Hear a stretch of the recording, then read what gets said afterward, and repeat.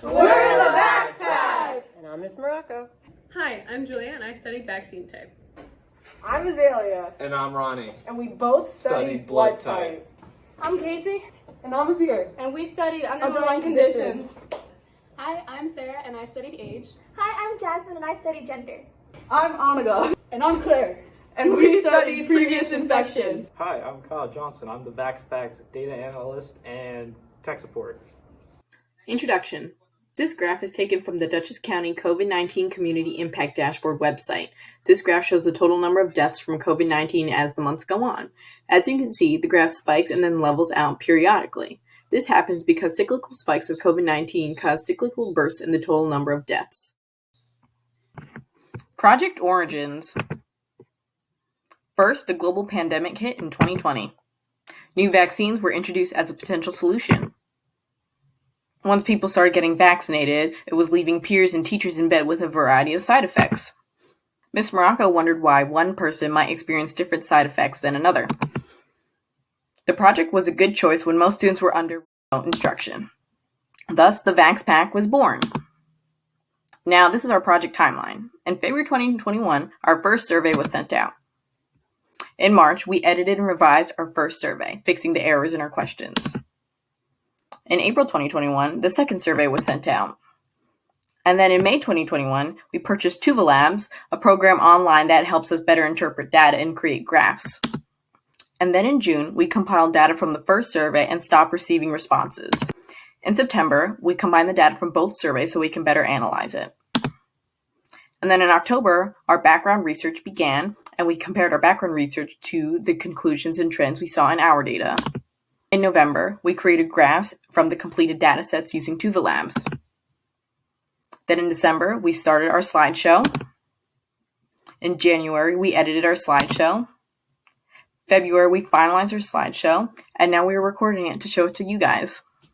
Hello everyone, I'll be discussing the goals that we had for this project. So the first thing obviously was to collect data. So the first step in that process was to distribute the form that we had made with questions we wanted people to answer. So that included emailing teachers and administrators to share the form with their students and community members.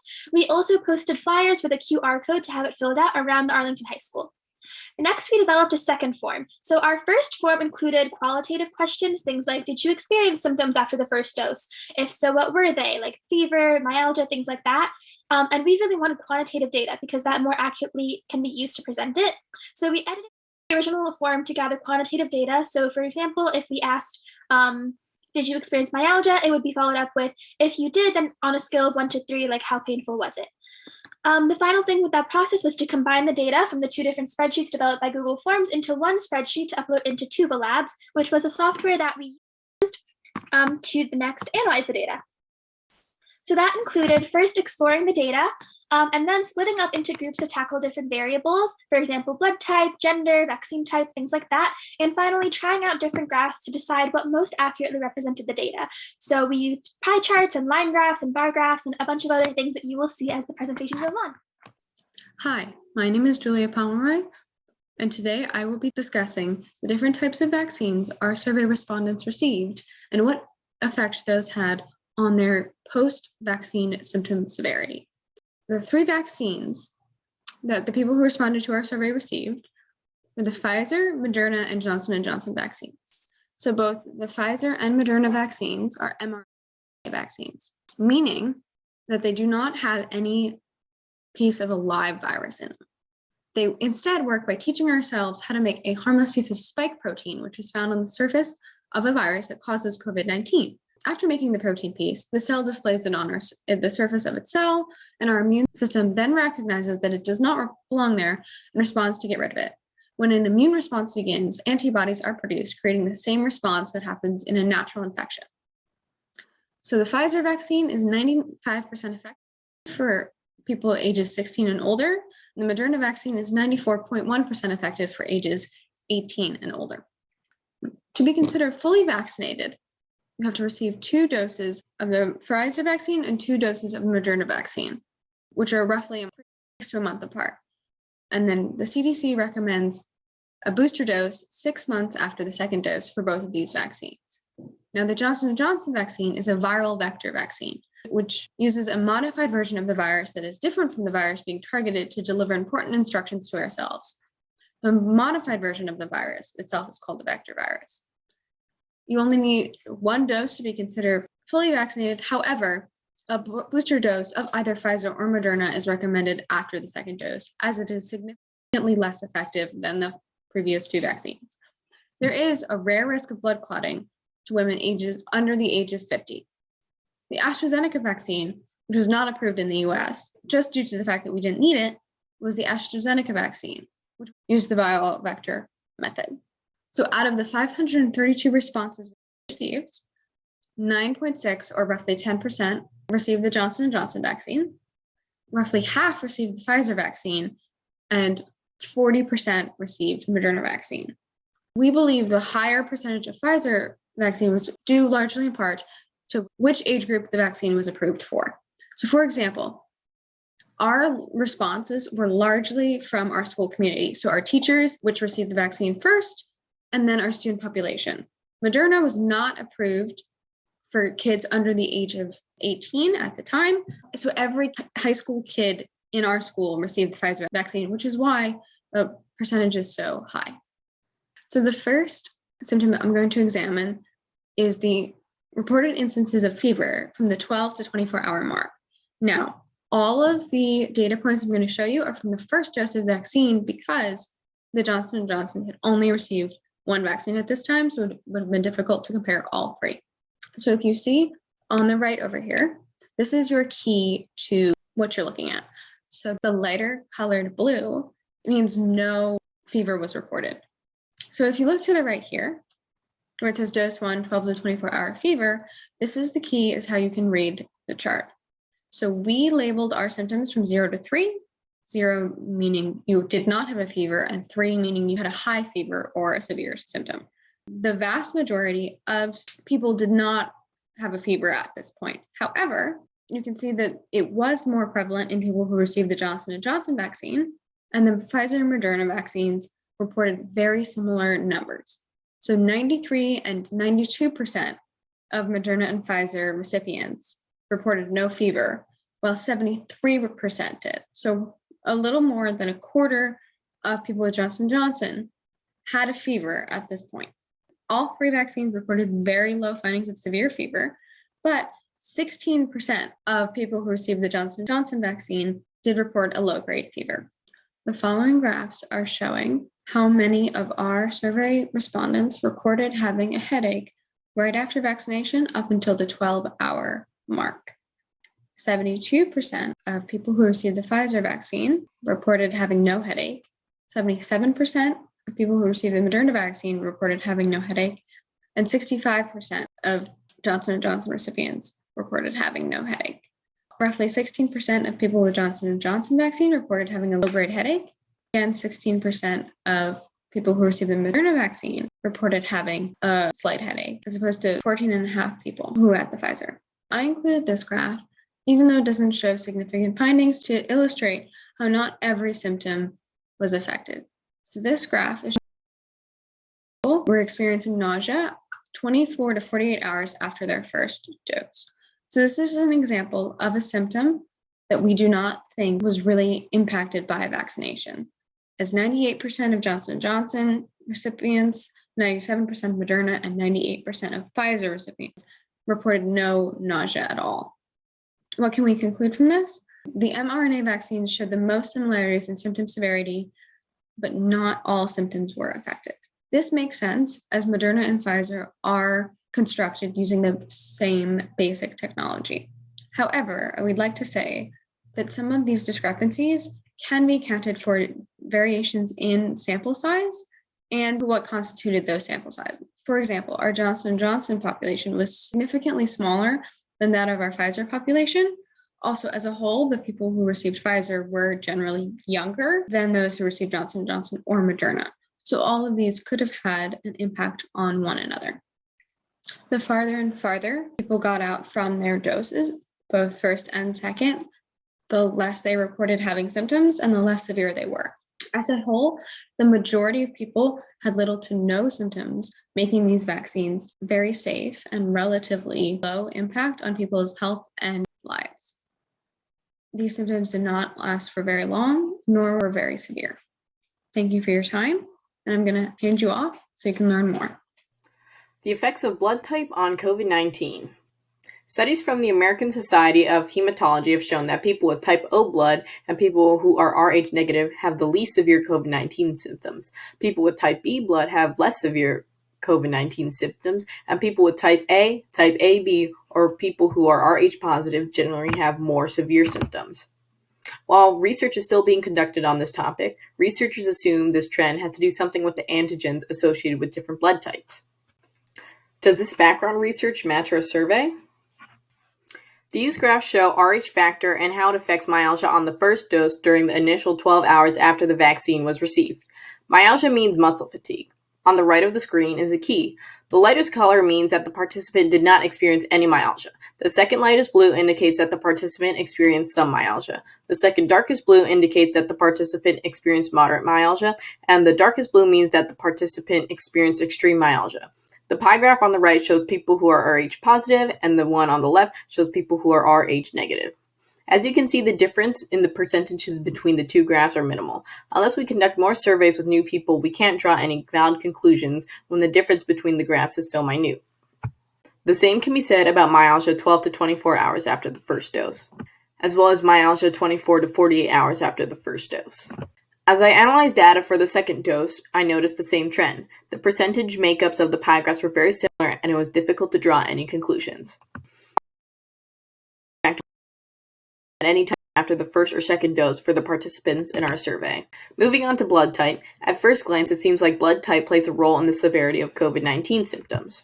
Type O blood experienced the least amount of fatigue, 12 hours after the first dose. This agrees with our background research. However, people with type AB blood also experienced minimal fatigue. This may be because less than 5 participants in our survey has type AB blood, seriously skewing our results. As we look at other graphs, there doesn't seem to be a trend. Because so few participants in our survey identified with less common blood types, it is difficult to draw valid conclusions from the data we collected. Hello, my name is Ronnie Geiger, and I'll be taking you through how blood type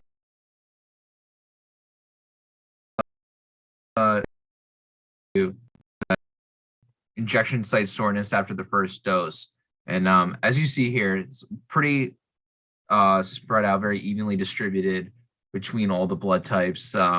We definitely saw, and this is a common thing, the O positives and O negatives definitely had maybe like slightly more severe symptoms than the other blood types, the other participants' blood types who were more A plus, A negative, B plus. But as you can see here, there really isn't a clearly defined trend of just of soreness regarding blood type after the injection site, after the first dose. Here is another thing. This is after the second dose, a headache, 12 to 24 hours, a very common symptom for many after their second dose of Moderna or Pfizer. Similar to the past graph, we found not a clearly defined trend. You could again argue a little bit that O positive and O negative again might have a little more people who have severe symptoms than the others, but again, nothing that out of the blue, not very evenly distributed, nothing that would make us think that there's a clear trend regarding blood type and headache intensity 12 to 24 hours after the second dose. Again, one of the very common symptoms is fatigue that we saw after the second dose. Here is another chart. As you can see here again, O plus, O negative, mainly O plus actually in this symptom. 1 to 2 days out after the second dose, we definitely saw maybe more O plus might have had a more severe symptoms. But again, across the blood types, the participants with AB, A negative, B negative, they're had similar experiences. There was very evenly distributed between the blood types. We can conclude from this that blood type does not play a significant role in the vaccine symptoms, we cannot clearly define trends. The role of the blood type is not inclusive enough. Hello, my name is Abir, and for this part of the presentation, I have worked on the effects of underlying conditions on COVID-19 and vaccine side effects.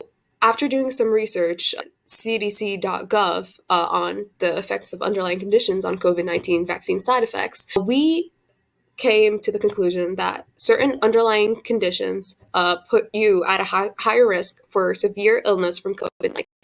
These medical conditions, which heighten your risk, we split into two groups. The conditions that cause you to be immunocompromised, which means that immune system defenses are low, affecting the ability to fight off the infection and disease, and which lead to less side effects but a heightened risk.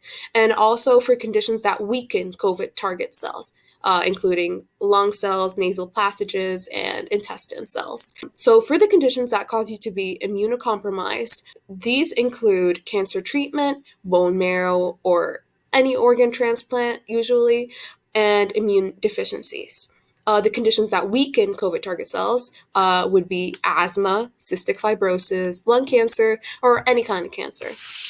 For the underlying condition that I looked into, I did underlying conditions in myalgia. Having underlying conditions on the severity of the myalgia symptom. So myalgia is pain in muscle or muscle groups. And I looked into the severity of myalgia in those with underlying conditions and without underlying conditions for dose 1 up to 20 and dose 2. I would like to point out that those with underlying on the right and those without underlying conditions are on the left. On the side here, we have the gradient. So this shows the severity of the myalgia symptom. So the darker the blue, the more severe the myalgia symptom a person is experiencing. And the lighter it is, the less severe the myalgia symptom is. So for dose 1, we could see that these pie charts are fairly proportional, so no conclusions can be drawn from these graphs, but what can be pointed out here would be that in the dose 1, those with underlying conditions experienced heightened severity of the myalgia symptom, and those without underlying conditions, less of them experienced the highest severity. As you can see, it's 23% for those without underlying conditions, and 29% those with underlying conditions. For the second dose, there's a dramatic increase in the people who did not experience or experienced very little myalgia symptom. As you can see, this is a very light blue, and from the previous dose, it was 32%, about a third of them experienced little to no myalgia symptoms.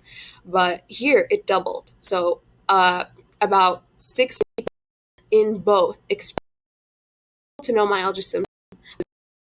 This blue color here. What can be pointed out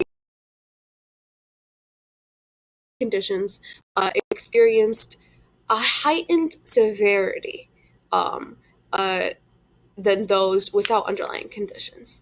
But the difference here would be that those with underlying conditions, 5% more than those without underlying conditions experienced little to no myalgia symptom. This can be attributed to the fact that those with underlying conditions have a weakened immune system. The weakened immune system causes a heightened risk of COVID-19, but the symptoms are not as severe because the immune system is not at its peak. It does not work as well as those with underlying conditions. So an immune response equals the side effects. If there are no symptoms, that means that they have an immunodeficiency. So as can be seen here, it can be stated that although it's not a very big difference, 5% of those with underlying conditions experienced little to no myalgia. That will be all. Thank you for your time. Okay, so moving on to the next part of our slideshow, I'm going to be talking about how whether or not one had an underlying condition affected the COVID vaccine side effects, specifically fever. I was originally going to study how allergies, whether they be food allergies or seasonal allergies, affected the COVID vaccine side effects, but I had a lot of difficulty trying to separate the data for that. So I decided to generalize the topic and study how underlying conditions affected fever instead.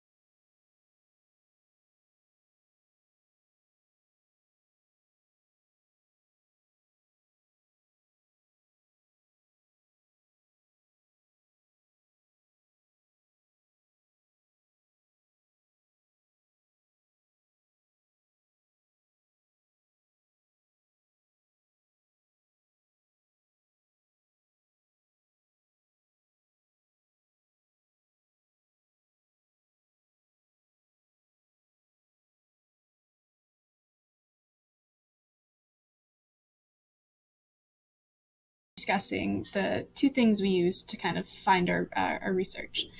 So we had like a background research, and in general, according to our background research, which was the CDC, age does affect side effects after receiving the COVID-19 vaccine. Younger people tend to develop symptoms more quickly, and they are generally more intense. And in our personal research from our survey, we found that people who are in the 16 to 24 age group are more likely to experience myalgia after their first dose, but not really after their second. And just to explain and the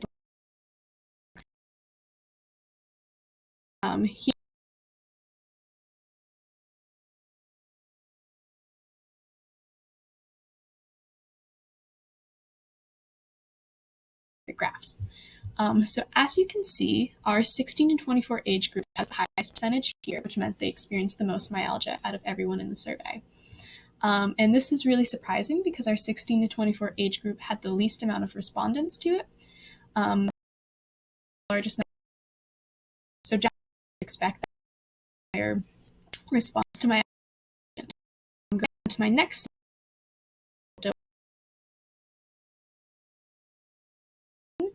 You can see once again, 24 has that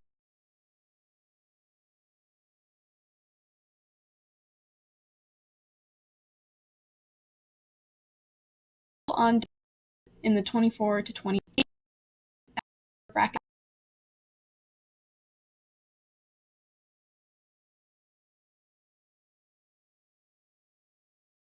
Now to dose 2, as you can see, in the 12 to 24 hour age, you can see that down to 21% compared to the 41 to 50 age, 25%.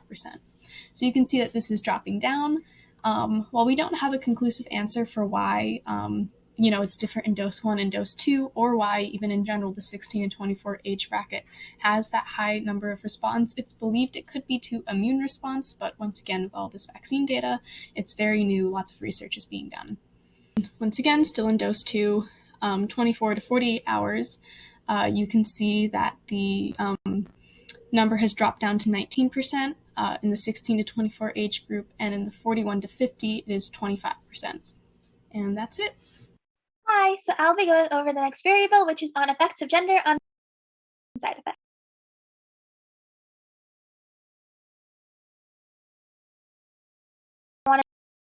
Research has been done in the Institute of Health.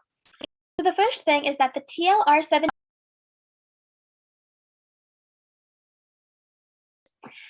found to be stronger in women, which is actually really important because it could explain why women are experiencing a greater severity in vaccine symptoms because they have a greater immune response. The next thing is that the ACE2 receptor, which allows SARS to enter and therefore allows COVID to enter, has been found to be in a higher concentration in the blood of men, which could imply that men are more susceptible to COVID-19 than women.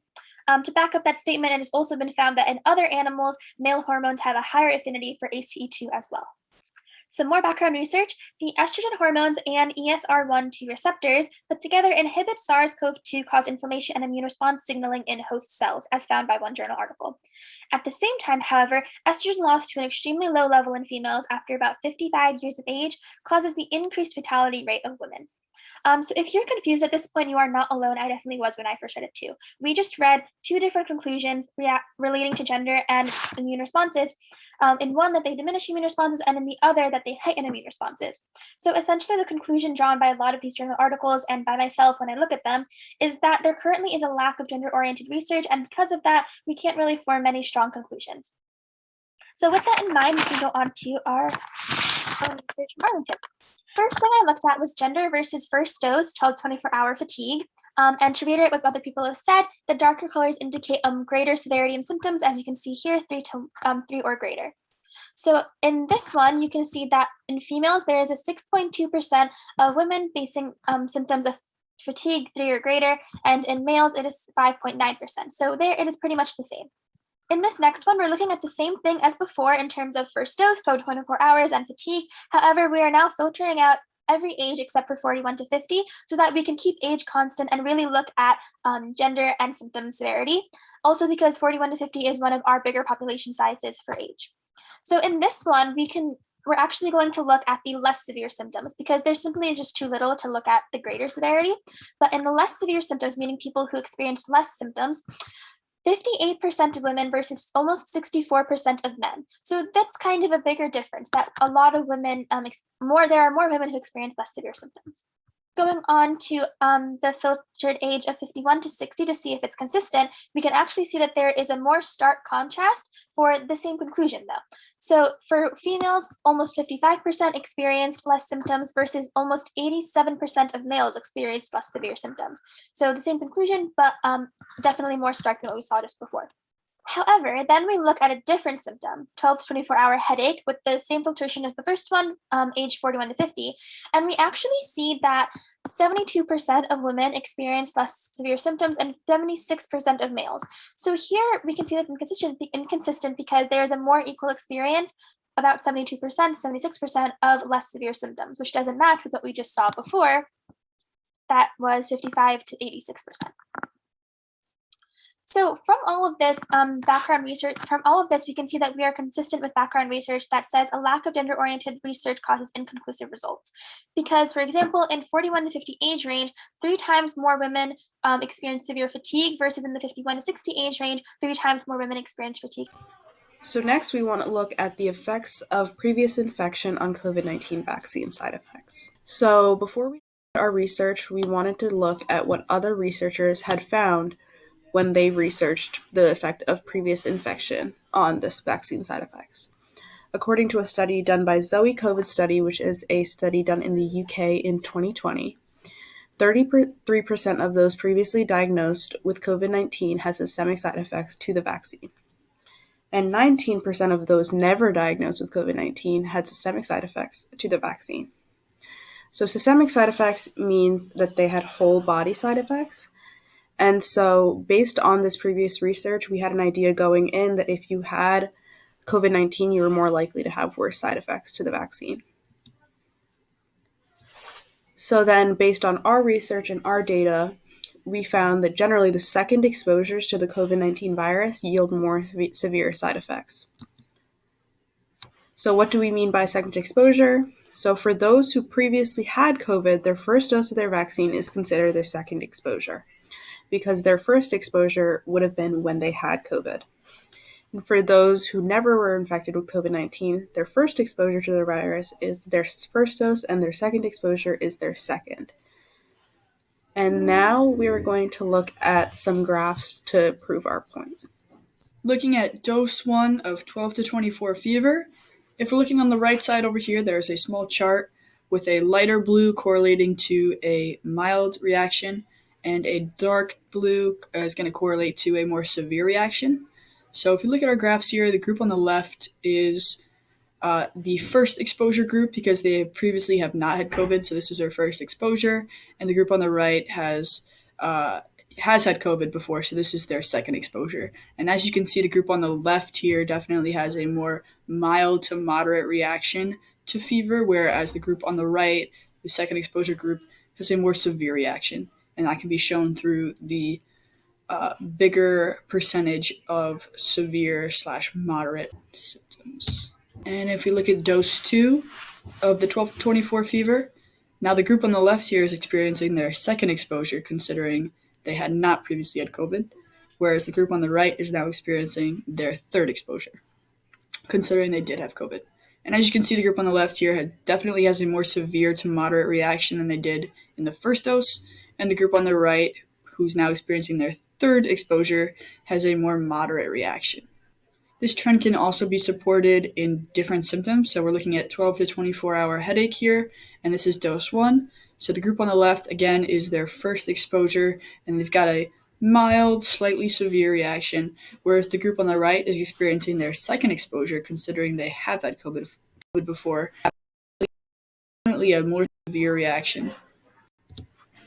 And now looking at dose 2, we can see the group on the left, who's now experiencing their second exposure, has a more severe reaction than they did in dose 1, and the group on the right, who's now experiencing their third exposure, also has a severe to moderate reaction.